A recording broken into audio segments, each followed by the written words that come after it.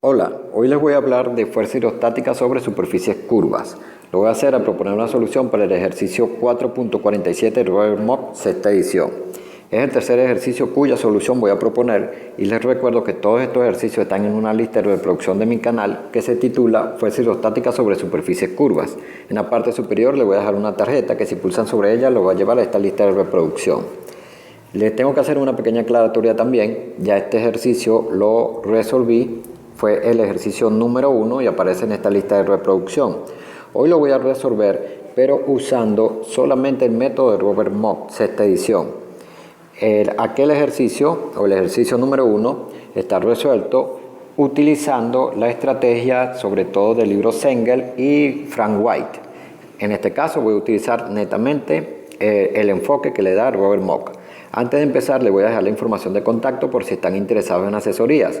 Pueden comunicarse a través de este número por WhatsApp o pueden escribir a esta dirección de correo electrónico. Ahora, acá lo que se tiene es un tanque. En este caso, la superficie curva es la que va del punto A hasta el punto B. Dentro del tanque hay agua y esta es la superficie libre del fluido. Esto que tenemos acá es para señalar que el tanque se encuentra abierto. Y esta parte es muy importante porque el método que les voy a describir hoy solamente funciona o solamente se puede utilizar cuando el gas que se encuentra encima de la superficie libre del fluido se encuentra a presión atmosférica. Como esto significa que el tanque está abierto, entonces quiere decir que el gas, que en este caso debe ser aire, que se encuentra en la superficie libre del fluido, debe estar a la presión atmosférica. Entonces acá le voy a colocar que esto señala que el tanque está abierto. Nuevamente, el método que les voy a describir hoy solamente se puede utilizar si el tanque se encuentra abierto, porque así el gas que se encuentra encima de la superficie libre de fluido se encuentra a la presión atmosférica. Realmente la diferencia que hay entre el método que utiliza el Robert Mock y el que yo empleé en el ejercicio número 1 está en el bloque de fluido que se coloca o el bloque de fluido que se selecciona. En el ejercicio número 1, el bloque de fluido, y lo voy a trazar en 3D o en 3 dimensiones, les recuerdo que tampoco es necesario, si ustedes trabajan solamente con la vista de perfil, que es la que tengo acá, no hay ningún tipo de problema. Pero yo le voy a trazar lo que sería el bloque de fluido que utilizaba en el ejercicio número 1. Voy a pararme sobre el punto A, voy a lanzar una línea horizontal, voy a pararme sobre el punto B, voy a lanzar una línea horizontal y le voy a dar lo que se conoce como profundidad. Les recuerdo que esta dimensión o esta distancia de acá es lo que se acostumbra a llamar longitud, por lo menos Robert Mock la llama longitud, pero puede ser ancho o profundo también, dependiendo de la bibliografía que utilicen. Ahora, el bloque de fluido estaría constituido o está conformado por estas partes. Este es el bloque de fluido que yo utilizo en el ejercicio número 1. La diferencia radica en el que Robert Mock no utiliza este bloque de fluido. Fíjense que este bloque de fluido que está justamente sobre la superficie curva y que va del punto A hasta el punto B. El Robert Mock utiliza un bloque de fluido completo, es decir, que llegue hasta la superficie libre de fluido. Así que tendría que lanzar una línea vertical o completar la línea vertical de forma tal que llegue hasta la superficie libre de fluido. Acá también las uno a través de una línea recta y acá termino de trazar lo que sería el bloque de fluido. Este es el bloque de fluido que utiliza el Robert Mock. Acá tengo lo que se conoce como proyección vertical, que es lo que observaría si lo miro, puede ser de frente, ¿no? Esta es la que va a ser lo que yo llamo área lateral. Por supuesto que es mucho mayor que la que yo utilicé en el ejercicio número 1 y eso es debido a que ahora estoy tomando un bloque de fluido completo, por decirlo de alguna manera. Este bloque de fluido es el que utiliza el Robert Mock. Ahora, ¿qué es lo que voy a hacer? Voy a calcular la magnitud de la fuerza horizontal, magnitud de la fuerza vertical, magnitud de la fuerza resultante y voy a calcular el ángulo que forma esa fuerza resultante con la horizontal. Luego voy a ubicar lo que es la fuerza horizontal y la fuerza vertical. Es importante también recordar que si solamente se me pide magnitud y ángulo que forma la fuerza resultante con la horizontal, bastaría solamente con calcular la magnitud de la fuerza horizontal y la magnitud de la fuerza vertical y por supuesto que la magnitud de la fuerza resultante y el ángulo que forma con la horizontal. Ahora, Con respecto a lo que viene a ser la fuerza horizontal, en realidad la ecuación no cambia. Como pueden observar, esta es la ecuación que voy a utilizar y es la misma que utilizaba en el ejercicio número 1. La fuerza horizontal es igual a la presión que está siendo ejercida sobre el centroide por el área de la proyección vertical. Voy a trazar lo que viene a ser la proyección vertical, tampoco cambia. Me voy a colocar sobre el punto A, voy a lanzar una línea horizontal. Me voy a colocar sobre el punto B, voy a lanzar otra línea horizontal y voy a formar un rectángulo. Les recuerdo que la proyección vertical siempre tiene forma de rectángulo. Y allí estaría ubicado. Necesitaría lo que sería la base del rectángulo, que en este caso, así como en el ejercicio número 1, va a ser eso que ellos suelen llamar, por lo menos el Robert Mock suele llamarlo longitud. Así que tendría su valor.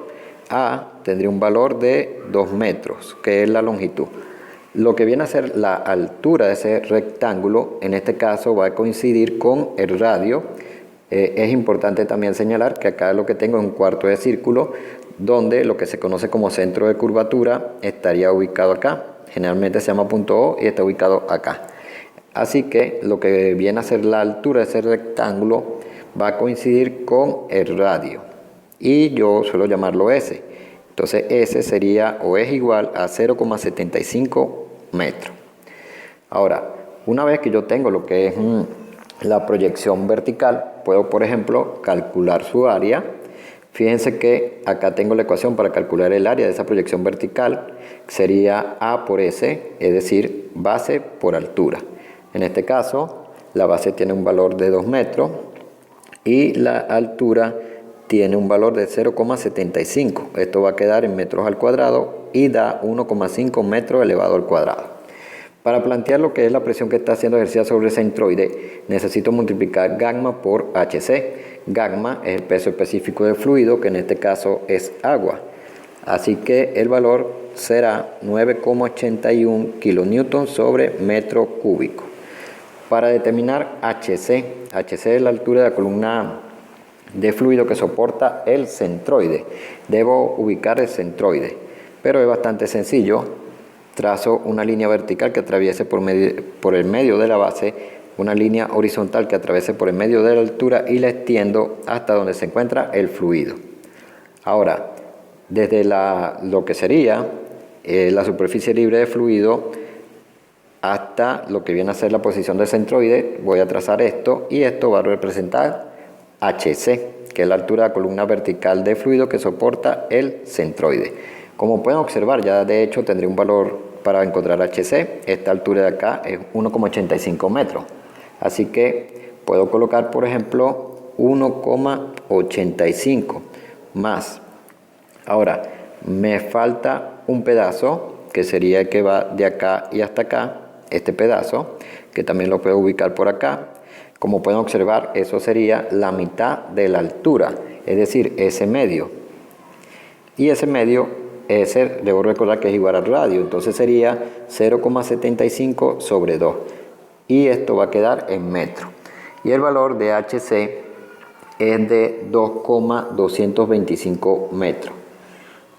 Entonces, al tener el valor de HC, puedo calcular lo que sería la presión que está siendo ejercida sobre el centroide.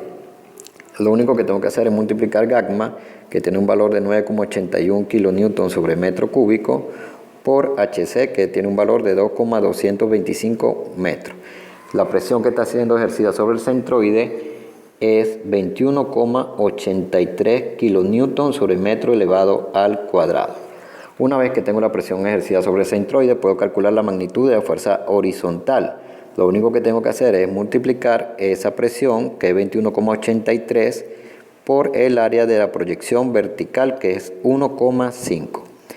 Y con eso voy a obtener la fuerza horizontal, la magnitud de la fuerza horizontal.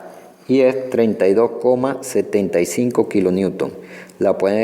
Pueden comparar este valor con el que se obtuvo en el ejercicio número 1 y pueden observar que es exactamente el mismo. Ahora, para calcular lo que viene a ser la fuerza vertical, primero debo establecer si el fluido se encuentra por encima o por debajo de la superficie. En este caso se encuentra por encima de la superficie. Así que acá voy a colocar encima de la superficie. Una vez que establezco que el fluido se encuentra por encima de la superficie, voy a establecer la ecuación que voy a utilizar para calcular esa fuerza vertical. La ecuación, y esto sí es importante porque aquí sí cambia, es completamente diferente. La ecuación establece que la magnitud de la fuerza vertical va a ser igual al peso del bloque de fluido. El bloque de fluido es este que tengo trazado acá. Entonces, el peso del bloque de fluido va a ser el peso específico multiplicando el volumen del bloque de fluido, es decir, que necesito el volumen de este bloque. El volumen de este bloque lo puedo descomponer en área lateral, y esto es importante, ¿no? El área lateral va a ser esta, que sería el perfil, multiplicado por A, que viene a ser el ancho, o el largo, o la longitud. Pueden llamarlo como gusten. Conozco lo que es gamma, que es 9,81 kN sobre metro cúbico. Conozco el valor de A, que es la longitud, que es 2 metros. Quiere decir que lo único que tengo que hacer es plantear lo que viene a ser el área lateral. Ahora, el área lateral va a ser el área de este rectángulo que tengo acá, que como pueden observar su altura es 1,85 y su base coincide con el radio, más el área del cuarto de círculo que tengo acá. Con eso puedo determinar lo que sería el área lateral.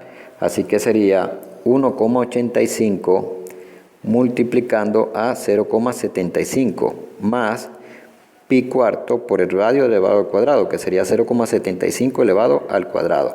Y con esto voy a obtener lo que es el área lateral en metros elevados al cuadrado. Esa área lateral tendría un valor, o tiene un valor de 1,83 metros cuadrados. Una vez que tengo el área lateral, puedo calcular la magnitud de la fuerza vertical.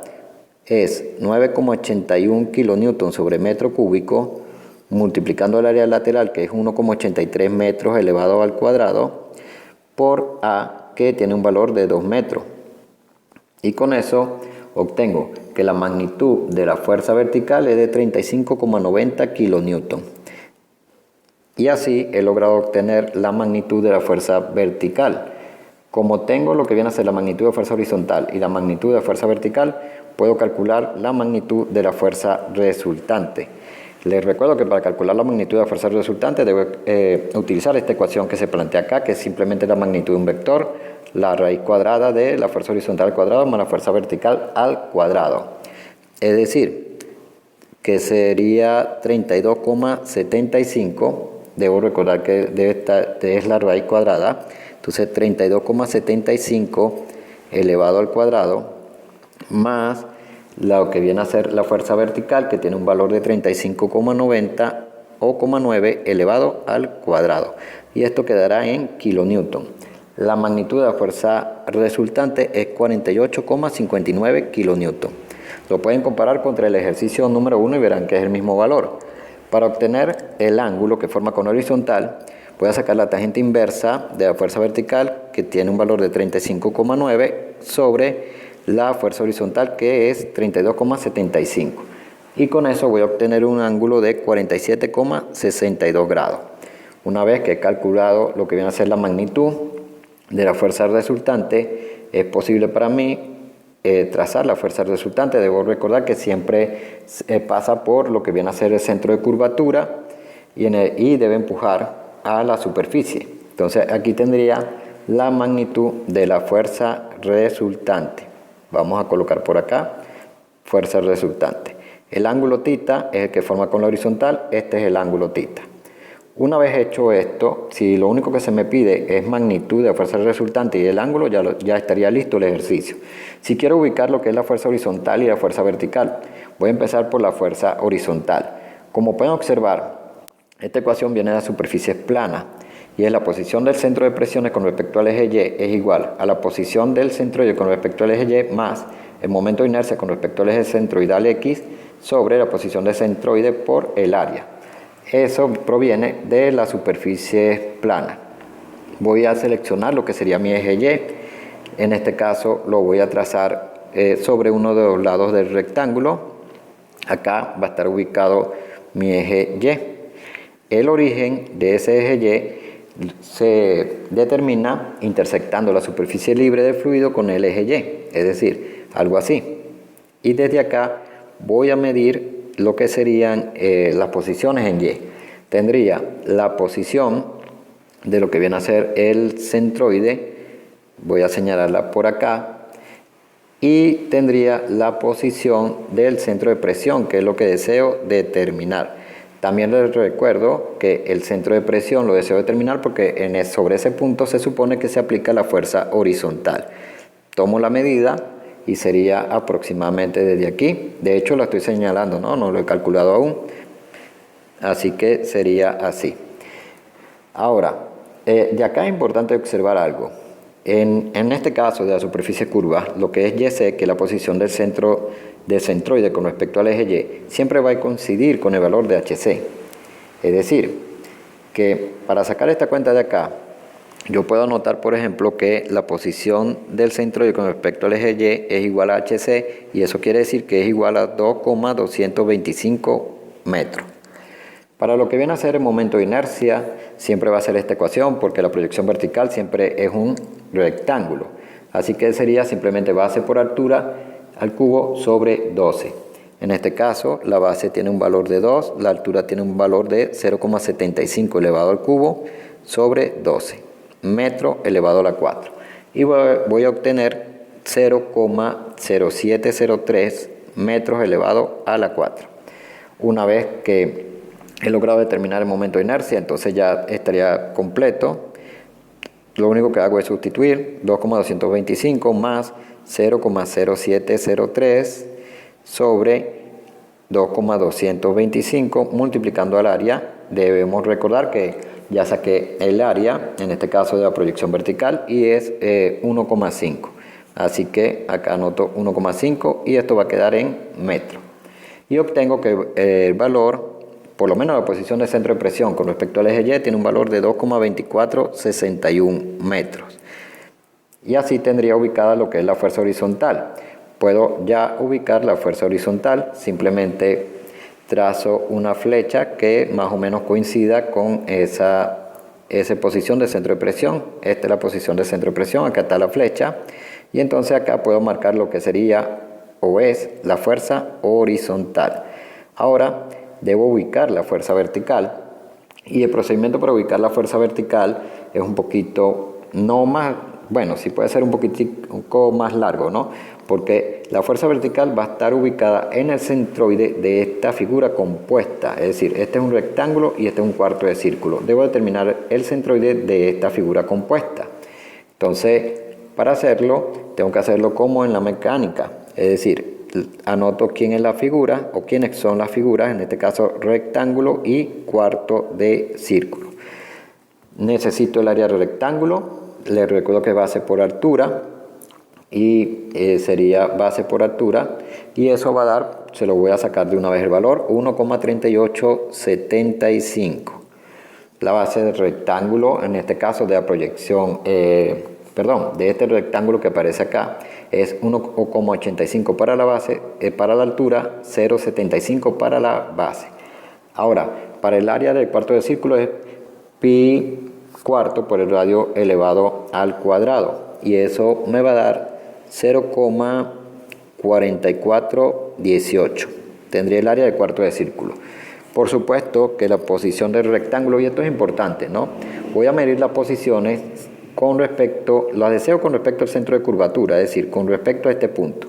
Así que voy a trabajar con un eje que voy a llamar Y', y acá va a estar ubicada la que sería la posición del centroide. Fíjense que este viene a ser el origen, entonces me va a quedar con respecto al centro de curvatura. La posición del centroide del rectángulo, en este caso sería o es 0,375. Lo único que tengo que hacer es tomar el radio y dividirlo sobre 2. Para la ecuación de la posición del centroide del cuarto de círculo, utilizo esta ecuación que establece que es 0,424 veces el radio. Es importante, ¿no? Esto es medido desde este punto, desde O, es decir, de aquí hacia acá. Si saco esa cuenta va a tener un valor de 0,318. De todas maneras puedo ubicar con respecto a quién estoy ubicando los centroides. Siempre los estoy ubicando con respecto a este eje. Este para el rectángulo, este para el cuarto de círculo. Así que voy a colocar acá centroide rectángulo, centroide cuarto de círculo. Ahora debo obtener lo que es la posición de centroide multiplicando al área. Acá voy a obtener 0,52 y acá voy a obtener 0,66. Ahora debo sumarlo. Acá voy a obtener 1,83 metros al cuadrado y acá voy a obtener 0,66 metros elevado al cubo. Finalmente, lo único que tengo que hacer es dividir 0,66 sobre 1,83 y esto va a quedar en metros y me va a dar 0,36 metros. Así que ya puedo ubicar lo que viene a ser la fuerza vertical. La puedo ubicar acá si yo lo deseo. Vamos a suponer que la coloco acá y que señalo que esta va a ser la posición y la voy a llamar XP para decir que es de la fuerza vertical, o la puedo ubicar en lo que viene a ser la figura completa, ¿no? Donde se encuentra la superficie curva acá en grande. La puedo ubicar de esta manera. Acá estaría ubicada la fuerza vertical y puedo colocar lo que sería el centroide, ¿no? Que es la distancia a la que se encuentra en realidad de lo que viene a ser el centro de curvatura. Este viene a ser XB. Y allí estaría listo por completo el ejercicio. Como pueden observar, sí cambia bastante con respecto al enfoque del ejercicio número 1, cuya solución presenté, pero mi intención es que comparen por lo menos, o que tengan por lo menos dos maneras o dos enfoques diferentes para calcular lo que son las fuerzas sobre la superficie curva, calcularlas y ubicarlas.